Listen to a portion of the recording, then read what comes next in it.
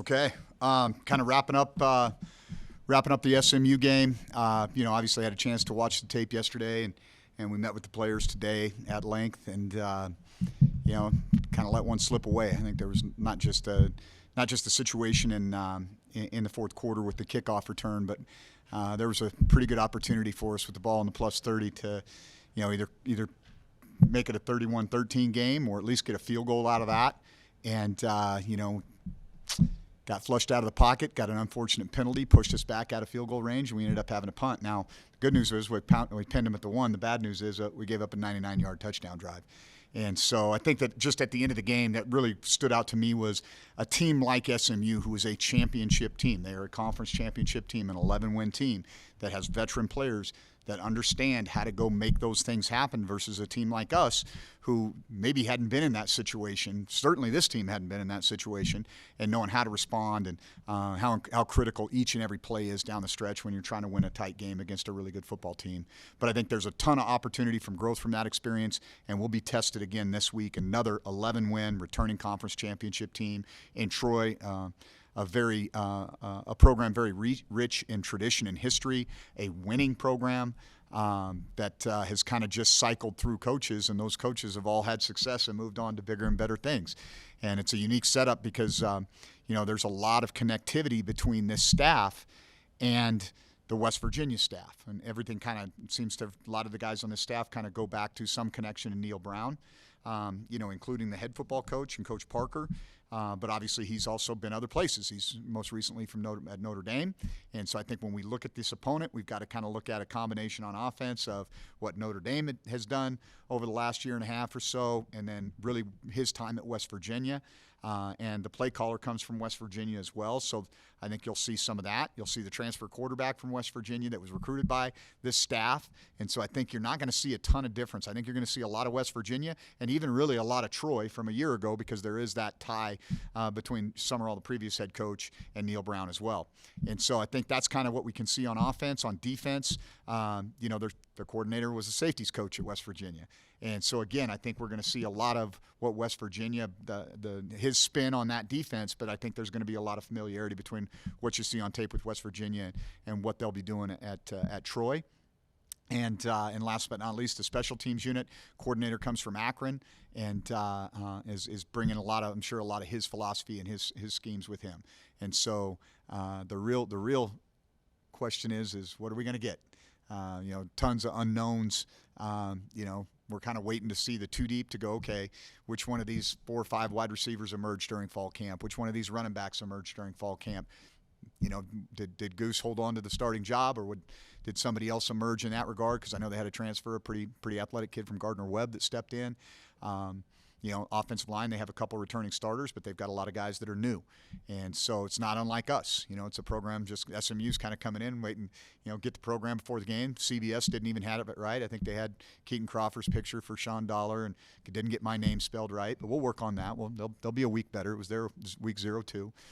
So it's going to be kind of like that, where we're going to go in there and we're going to go in pregame. All right, who's number 4? Who's number 5? Oh, yeah, that's the kid from transfer from Oregon State. That's a transfer from Hutch or whatever. And then defensively, that's probably the area where they lost the most productivity.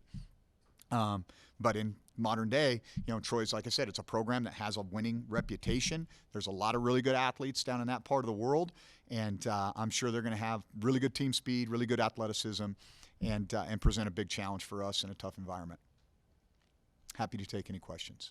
Coach, as you mentioned just a couple minutes ago, a lot of unknowns in game number 1, but the fact that y'all got that out of the way with them, this will be number 1 for them. Is there any advantage to that at all, just from the sheer sake of, getting Wiggles out of the way within first game of the state? Yeah, well, I think we get a game rep of being a coach too.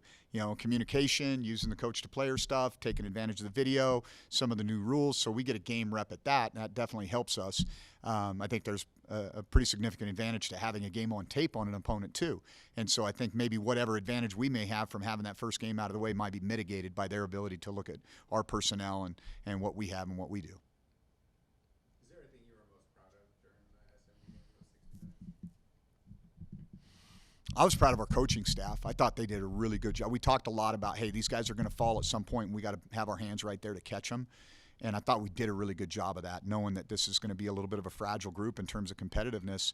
And I thought our coaching staff did a really good job of maintaining poise and kind of being there to catch those guys.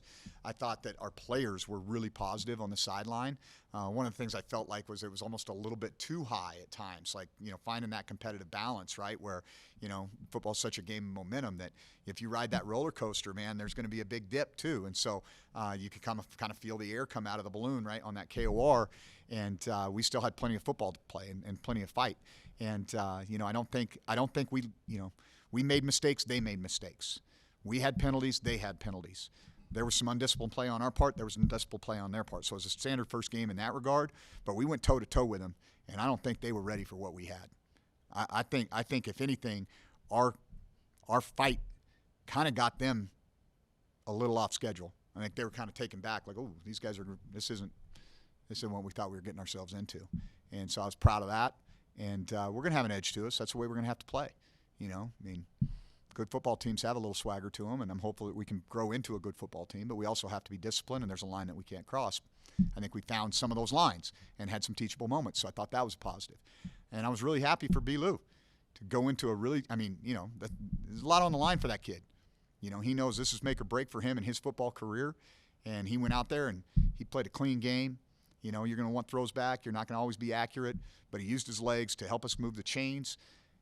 I think it's been well documented, and it's hard to believe that the guy had 2 touchdown passes last year. He had 2 touchdown passes in this game, so I think that gives him confidence. He was even different in the huddle today. You could tell that his command was even more present, and I thought that was really cool. So a lot of real positive things from this game that we can take forward, but they don't mean a daggum thing if we don't go play really well at Troy. It seemed like the team had a lot of belief going into the season, but do you feel like that was reinforced given how well you guys played against a team that could be? Yeah, I think they didn't know either. Just like I talked about, kind of the unknown for us in that first game is how these guys are going to react, and and I think they were competitive. They're going to go fight, and sometimes literally, but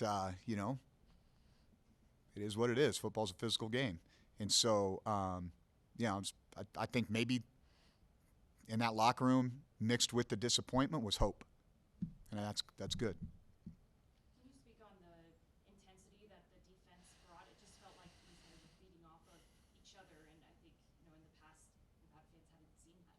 Yeah, well, we tackled pretty well. We matched. I think we played a little bit more physical than they did. I think that we kind of hit them in the mouth a little bit, and we needed to do that.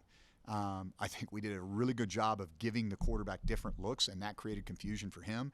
And we were playing fast. Our guys were prepared. They put the pennies in the bank. They were ready to go.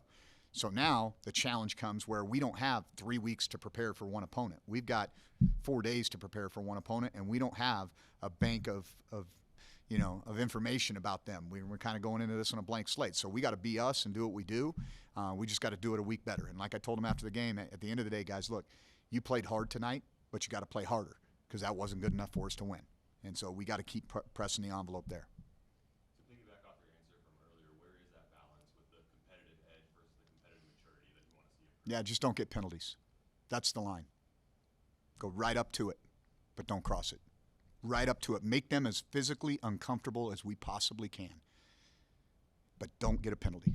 When the ref says stop it, you stop it. But right up until that, you get in their grill, you play as physical and as fast as you can, and we are going to try to make people uncomfortable. That's what I want my team to do. What approach do you have come Saturday in an in-game situation when you haven't seen a team on film beforehand? We got to do what we're coached to do. At the end of the day, they still have to stop what we're doing, even if they know it's coming. I knew they were going to throw the chop route to Maryland on that last drive. We didn't have the right matchup. Wish we could have had that call back, right? Credit to them. They executed it. So, hey, if they know we're running counter in this formation and we block it right and we hit it right, it's still going to be a good play. And so we can't worry about what Troy's going to do or what they're not going to do. We got to get a week better in this building. What did you think about your guys' passing game? I thought it was efficient. We weren't going into that thing. I really think that is an excellent defense. I think their D-line is a problem. They have the ability to play sticky coverage. They do a good job of mixing things. They're not afraid to play man-to-man. They challenged us. I think they felt like they had an advantage, right? That we weren't going to have a bunch of speed guys that were going to blow the top off. And so we had to scheme some things, which I thought Matt did a really good job of. But Belu took what was there, and then he took off. And he never threw a pick, and he took care of the football. And so we're going to grow in that phase. We're going to keep getting better and better. And there's going to be games where we have better matchups on the perimeter. The style of defense is going to allow us to do a little bit more. Our protection, we're going to be able to do more drop back because we're not as concerned about keeping our quarterback upright. The guy took 1 sack. That's pretty good. When you look at your running backs, it was mostly Savion and Sean, I guess. Is that kind of what has allowed them to be the lead guys? Right? Well, a lot of it is just guys where they were at. Like Sean had been here through spring ball. Savion had some package plays that we felt like fit him really well. Pat got in at the end of the game and did some good stuff, but Pat has missed a lot of preparation. And so him getting healthy just makes us better, right? Caleb is kind of a jack of all trades. He can do just about anything. He'll do the dirty work in the run game and blocking, but he's also really good between the tackles as a runner. And then we've got a bigger back in Destin that can do some things too. So, the challenge for Mike Lynch in the running back room is to really put our best guys in the best position, right? Oh, this runner does this really good. Make sure he's in the game on that play, if that makes sense. And so that's kind of a challenge because everybody wants that guy that can do it all really well. I think we got a couple of guys that can do it all really well, but we also want to make sure those guys are hungry and playing fast. Jay's got a touchdown. What do you feel like he adds to this offense from that tight end position? Yeah, he's been a lifesaver, man. I mean, we have some young guys that just aren't quite ready to go, and Andrew was dinged up. He's starting to get healthy now. He played 12, 14 snaps in a game, and he'll just continue to play more. But we really didn't have a guy that we felt great about at tight end. And after Kalecki left, and to have Jace here, I think it's an upgrade. Like, he is a much more physical blocker, and he's a capable receiver. Highly intelligent young man. He can pick things up quickly, takes to coaching, and he's been an awesome addition. Really long travel trip for you guys. I guess how does the preparation change? I assume you guys leave a day earlier. Yeah, we'll leave on Thursday. Thursday's our normal day off, so it's not like we're missing anything. But we will have, like I told the leadership group today, I said something's going to go wrong. I can almost promise you something's going to go wrong. There's going to be something wrong with the plane, the buses, food, whatever. Don't flinch. Don't flinch. Just, all right, where do we go? We got to go to the parking lot to practice? That's all right. Let's go do it. No big deal. So that's kind of my message to them is, it's a weird travel week. We got to be pros. And so eliminate the distractions, focus on what we got to do. We got school starting today. Compartmentalize your life. Start off really well in the classroom, but be present. When we're here to practice football and get ready for Troy, make sure that's the only thing that you're focused on, and then go take care of your business. Make sure that you pack night early. Make sure that you have a plan for how you're getting your tickets. All that stuff's going to come on you. Don't panic, so you got that as a distraction when we get closer to game day. Yeah, first day of school. I guess how does that, how do you keep them focused on the schooling aspect? Yeah, you figure that one out, Chris, and you just write a book. I think, the good news is we practice in the morning, right? The bad news is I'm not with them after 9 o'clock at night, right? So they've got to make good decisions. They've got to, hey, everybody else is first week of school and having a great time, and you got Frank the Tank down the hall. You can't be that guy. You got to go to bed early. We got to get up early, and we got to go to work. When you look at true freshmen, I don't think any of them got in the SMU game. Is there anybody among your guys' newcomers you think might be able to get some playing time this year? I think we have a unique roster. We're actually kind of a veteran team. Not necessarily people that are veteran players at Nevada, but we have a lot of older guys on the roster. And I think that the majority of our freshmen will redshirt because we do have enough depth. Now, there's, at linebacker, LeVar Talley's a guy that has shown the ability, especially on special teams, to come in, he runs really well, to make an impact there. Dom Ball is a guy that had a great spring and probably would be playing had we not got this bevy of talent in that running back room late. And so those are maybe a couple of guys. We have, a guy I kind of like is Trace Estes, the kid from Douglas County. Like, he's a big target, and he's got some stuff to him, And so, but I don't know that those guys will, maybe as the season goes on. But they'll be ready. They'll continue to improve. You look at your secondary, I thought that they played pretty well. I mean, between Chad and Keaton and Kane Savage played pretty well as well. Yeah. Michael Coates, I guess, what were your thoughts on how you guys held that passing game? Yeah. Down for most of the game until the end. I had read somewhere that this was like one of the including the tight end, one of the better receiving cores in the country coming into the season. And so, they got a team they're going to try to throw the ball deep on you. We knew that. They were going to take their shots. And really, till the end, we didn't give up an explosive pass. And so we played sticky coverage. I credit, Joey Thomas with the work he's done with that corner room. I mean, transitioning Chad to play in corner his senior year, elevating Michael Coates' level of play, KK Meyer coming in and being able to give us quality reps. Keaton is a real player. Like, this guy's a real player. And so, but he's improved his game. And so I think between the work that Kane and Joey have done with that group, it's been impressive. And, Keyshawn Cobb and Kane Savage, you mentioned, they kind of split time at the star position, and both of them did some really good things. So I was very pleased with our ability to play sticky coverage. And, now, as we get into a situation where we can kind of mix things up a little bit, you've got that in the bank that you can do it. And I think that helps Kane have more confidence as a play caller on defense. Is it hard to know where Troy's strengths and weaknesses are just because of the new staff and a lot of new players? And do you guys have a feel for, where their strengths are? Yeah, well, I think they are going to be kind of what the DNA of that program has been offensively. Like, they run counter every which way. That's a staple play for them. They're going to have good runners and big offensive linemen. They're going to have speed on the perimeter. You just kind of know who that program's been over the last 15, 20 years. I mean, going back to when they were an FCS powerhouse under Coach Blakeney, I mean, this program has always been a premier program in that part of the world as a G5. And I think that's what you can expect from them on offense. They're going to be committed to running the ball. They're going to be balanced. They're going to try to take the top off with max pro shots. Defensively, I think you're going to get a version of the odd stack, the 3-3-5. I think that's what you're going to get, is some version. Everybody's kind of got their spin on that particular defense, and it'll be interesting. We'll have to adapt a little bit to see how their new DC is, what his spin on it is. And so, I think we have a general idea, but we're not going to know for sure until we get into the game. You mentioned Saturday treating the non-conference as a preseason. What do you want to see in the coming weeks during that stretch? Yeah, every week we got to become more clear about who we are, what our identity is, what we do well, who our playmakers are, and how can we as coaches put them in position to impact the game. And number two, improve. Like, that's what this is all about. Who are we, and are we getting better? And if we can find out who we are and continuously improve, then we'll be fine. And so I just don't want to see step backward. Talk about having your eyeballs open. All right, I was happy with some of the things I saw on Saturday night. Now we got a road test in a weird environment. It's almost the inverse of what the same thing with what SMU had to do, right? They come up to a totally different climate, long travel, different type of setting, so we've got to go and embrace this road warrior mentality and go get it done. And so I'm going to be paying even closer attention this week. All right, so it's one thing to be at home. It's another thing to go and do it on the road with the same level of focus and intensity. It does seem like winning on the road is difficult for programs that are being rebuilt. I guess what is the key to having a team that can travel well? Yeah, I think a lot of it has to do with focus, because you are distracted more. Okay, the plane, the hotel room, not sleeping in your own bed, whatever those things are, right?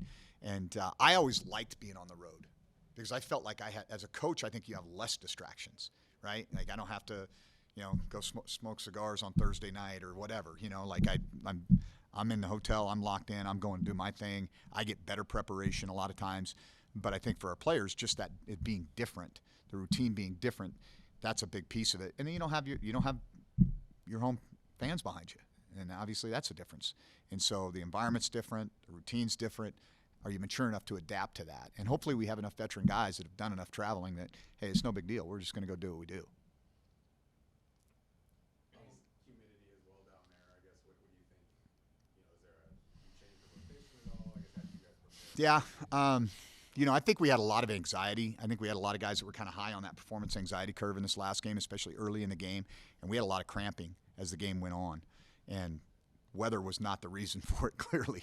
And so we've got a protocol that we started today for some of those guys to try to, go through some more thorough hydration procedures, because that's going to come up. I think we probably played a lot more guys, more reps than we really wanted to. We've got to maybe do a little bit of rotation, but we got to do that early in the game. So as the game goes on, we get into the fourth quarter, we're a little more fresh. I actually called a couple timeouts on defense, not schematically, but we were gassed. And so trying to, obviously a program like SMU is going to have a little more depth than we do. Okay, and so we've got to be smart about rotating our guys, especially on defense early in the game. You mentioned, being proud of your staff on last Saturday. I guess, is it more of a challenge in this game with in-game adjustments, just because you are going to see a lot of stuff that you can't be 100% prepared for? Yeah, I don't think there was a lot new that we saw from SMU in really any phase, but we're going to go into this one with a blank slate, and so we're going to have to be good between series, and we're going to have to be good at halftime. I know you just mentioned there you don't really know what you're going to get from them, but what is Goose Crowder? What does he present, you feel like, as a quarterback? I think what he does well, there's a small sample size of his work between playing in kind of some mop-up duty at West Virginia and then playing at Troy as well. I think what he does well is he's very decisive. He throws what I call advantage throws really well. If he sees numbers advantage on the perimeter, he's going to get the ball out right now. He's accurate with it. He's a good RPO thrower, throws glances well, intermediate passing game. That's I think the strength of what he does. He's a capable runner. I wouldn't say he's like a elusive, Michael Vick type of guy, but I'm probably dating myself there. Nobody knows who Michael Vick is anymore. So you do? Okay, Lamar Jackson might be a better analogy. But he's a capable runner, and he will pull the ball on some of the read game. And he's an experienced guy. He's been in this system. He was recruited by the offensive coordinator at West Virginia, so he's been in this system, and so he's going to have a familiarity with it. And he's got a great name.